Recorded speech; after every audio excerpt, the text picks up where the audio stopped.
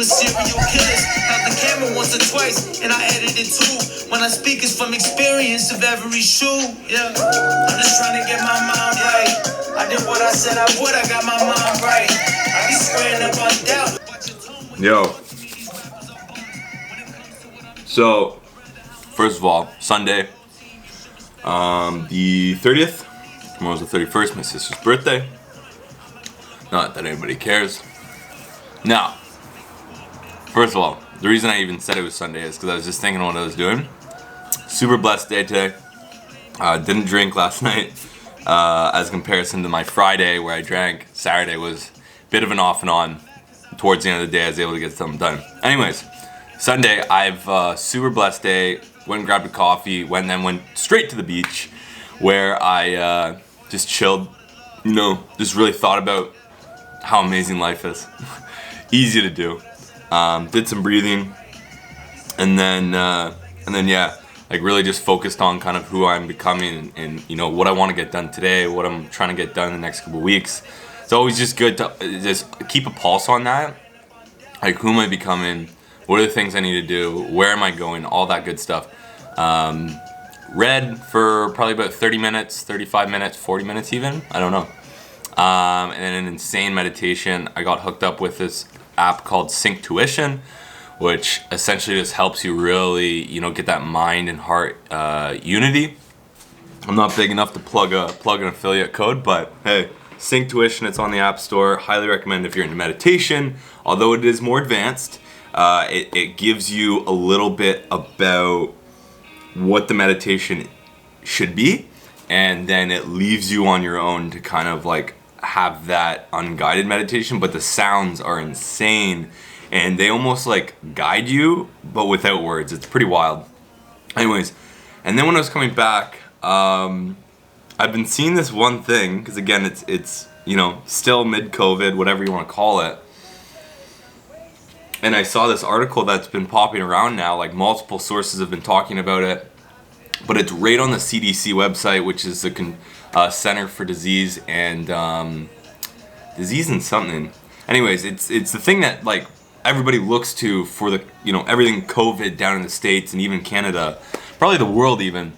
And they pretty much like bluntly said on their site that the COVID deaths, now they didn't say it bluntly, they said it quietly, but they have now stated on their site, they said it quietly, but it is very blunt how it is said if you put like one and one together, that 94%, better yet, only 6% of deaths were only COVID related, meaning if somebody died, they had no underlying symptoms prior to death, and COVID was the only underlying symptom. Okay? So 94% had at least one other underlying symptom, and the overwhelming majority of those 94% also were of a high age range. Now, the most important thing is out of that 94%, the average underlying symptoms was 2.5. Meaning there's people with 3, 4, 5, and there was only people with maybe one other symptom. But the average was 2.5 other underlying symptoms or diseases that they had prior to dying with COVID. Okay? Now, I don't want to go into the COVID rabbit hole because it is very political now. But what I do want to talk on is the perspective of looking at something that is political like this and has so much false information about. Everyone's trying to like skew people's opinions to one way or another, whether it's the media, your friends and family, whatever it is. There's so much BS and just like inflated emotion, inflated information surrounding this topic for good reason, right? You know, from the way it's been handled. So the thing I really want to talk about, and something that I myself and some of my really close buddies, hence why we're really close, are really good at doing, is observing and not attaching to the information. And what I mean by that is when you, and this comes back to actually conveniently meditating, is the purpose of meditation is to separate yourself from your identity and from situations, emotions, thoughts, even everything. Like you separate yourself or whatever you are, right? It's hard, that I don't fully understand how to explain that well, to then be able to observe. And the whole kind of point of meditation is to just be in the seat of the soul and just observe what's happening and don't latch on to any of that information. Now, with all this information out here, one of the huge pieces that I know I personally, and I'll just talk out of my own experience, have found a lot of, I've been able to cut through a lot of the bullshit, and not only cut through, but advert from getting trapped into this whole COVID situation and COVID scare in the first place, because all it is a huge scare and a fear complex that, they want you to be so consumed by this that you're now in their grips to be manipulated again, because they've been slowly losing our grip as masses, and they're not able to control us as much. And so this is a way to recontrol the mass population. And so the whole point of this is to gain back that fear, so you become, and by observing and not attaching, but observing what you see as right and wrong and what is true and false, it's much easier to not only, one, understand what is true and what is false and put those pieces together on an objective, truthful basis, and two, it is very easy to stay away and avoid being pulled into the game plan that they've set up. So how do you observe over identify, right? Because that's really it's one or the other. You're either observing what you're seeing or you identify with it. And even if you don't agree with what you're seeing, you've now just identified with that statement on the flip side. Just because you agree with it doesn't mean you're not associating with it. As soon as you disagree with it, you're associating with it. And that's the big thing people don't understand, is they think just because they don't agree with a piece of information, that all of a sudden means they're not involved in that situation, because they're like, oh no, like I don't agree with that. No. So that must not be me. Like I'm not a part of that. You just made yourself a part of it by even putting your energy and attaching yourself to an opinion around that piece of information. Again, you don't have to agree with it. Mind you, if you disagree with it, a lot of the time you become more attached to it. And that's why the whole notion, if you look back on like this thing about like, oh, haters are my motivators, because haters are the ones that are the loudest. They're always the ones that are loudest. You always see the negative comments on Google reviews. You always see the negative comments on social media, because they're the loudest. And so when somebody disagrees, if you're in the position of the hater and you're on the flip side, you're more consumed by disagreeing with that person's opinion, thought, view, situation, whatever it is, than the person that agrees with them. Because a lot of the time when you agree with somebody, it's like, I agree. That's it. And typically, that's as far as it goes, right? And a funny enough example is, you start to have a conflict, say with your an employer, if you work with someone, even a teammate, a coworker. You don't have, you know what I mean? And someone has a conflict, and you deep down, you don't agree with how they're doing it or their proposed solution, whatever it is. By continuing to disagree, it continues to add energy to the situation. But as soon as you agree, the other side can't continue on giving you a hard time and consuming your energy.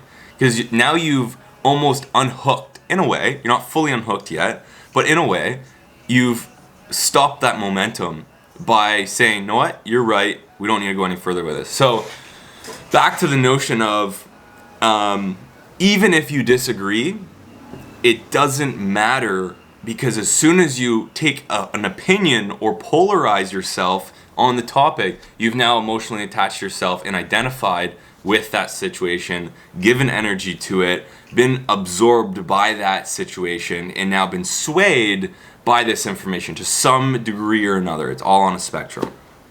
Okay?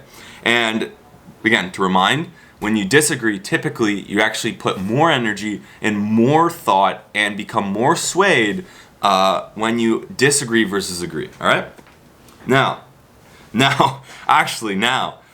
I am not saying go and agree with everything. That is exactly what I'm not saying. And this is where it comes back to observing versus identifying. I just wanted to lay out what the differences are and allow you to illustrate in your own mind how someone would identify or commit energy to a thought or a perspective, an article, whatever it is, a statement, whatever it is. Now, here's to observe. Observe, you don't commit any energy, okay? You simply become aware, right? Or observe the information that you're seeing. You've now become conscious, or you've become aware that that's the information that's out there, or that's what's happened, all right? Let me take you really far down the spectrum, or on the very polarized example. Someone relatively close to you dies. You can then identify with caring for that person and now feel sad that they've passed away, or you can observe, and again, this is a very polarized example. You can observe that they've died, understand that it's happened, but then continue on, right? Again, very polarized example. But the difference is when you hear that someone's died, you will almost instantly, and even if you're really good at observing, our instinct reaction, we have like 2 levels. There's a couple good books on it. The first level is that knee-jerk reaction that we almost can't comprehend how fast that we react to it, although we can get better at it. So you're almost always going to identify with how you really feel towards that person passing away.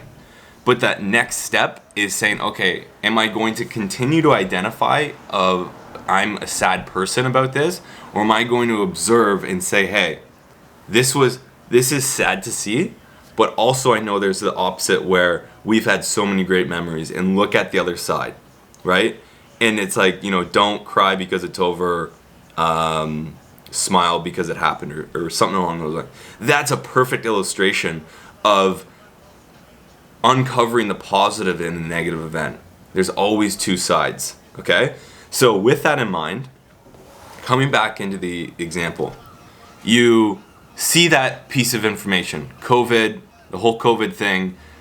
In this specific case, COVID deaths are faked, and not faked. It's not that saying that they're faked, but it's being skewed. Okay. Again, they could be fake. This could be all on purpose. I don't know, but I'm just observing what I'm seeing, right? So now I'm seeing on the one hand, because I'm observing, not attaching, I'm looking at the negatives of this. What are the negatives? Okay, there's a bunch of people in fear now believing this and seeing and in fear and being controlled by, the higher ups. But then I'm also looking at the positives of this and observing, why was this good? Where are the 2 sides? What's missing out of this that I need to see to get the full picture of this, right? Now, not always do you even need to go to that extent to observe both sides. You could simply observe it, feel yourself wanting to say something, but since you're observing and you're at a higher level of consciousness and awareness, you're simply going to let that information pass. Now, the reason you would let that information pass is if there's no reason to actually grab hold of that or care about that, right? Perfect example, the news. Every day, if you were to watch the news, there's so much bullshit that in reality does not matter, but so many people identify with that piece of news and put their energy towards it, and then all of a sudden it matters to them. But if you were to observe, be like, interesting, that happens, but there's a positive and negative to it, and on your way.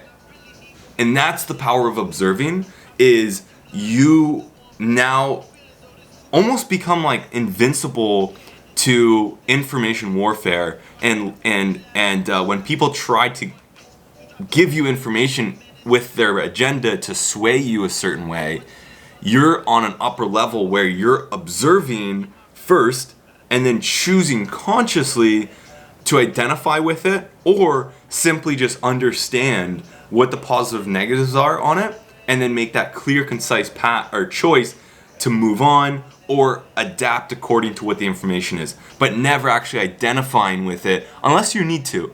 And I'm not saying there's never a time to identify, there's plenty, but there's very rare, it's very uncommon to need to attach or identify to a piece of information. So, alright, my camera died, but I was pretty much done this video. I really hope you enjoyed that, because that was, I guess, the first video I've put out in a while that was more, you know, my take on things and trying to provide value directly on a specific topic. So if you enjoyed it, you know, let me know. Hit me up on Instagram at Cam Russell, or just drop a comment. Would love to hear from you guys. And again, like, partly this is me just wanting to document kind of where my thoughts are, how I'm perceiving things, what my current learning is, and how teachable I am at this point in time. And part of it is I do want to, you know, bring awareness into people's lives, whether you actually go and take action on the information I'm telling you, or it at least just starts getting you to question things. That's the biggest part. And it's always, I guess it was something that I didn't really talk on too much in this video about, you know, questioning the information that you're getting, and who are you listening to, which maybe I'll make another video. I'm sure I will down the road. But I just really hope that if there's anything that you take away from this video, I mean, A, I appreciate your time if you're still listening to this, but B, you know, if there's anything, it's that question what you're, you know, it's that you're starting to question. By listening to what I'm telling you, you're starting to question things just a little bit differently, and that will slowly turn into more and more. So, again, thanks for your time, and we'll catch you on the next one.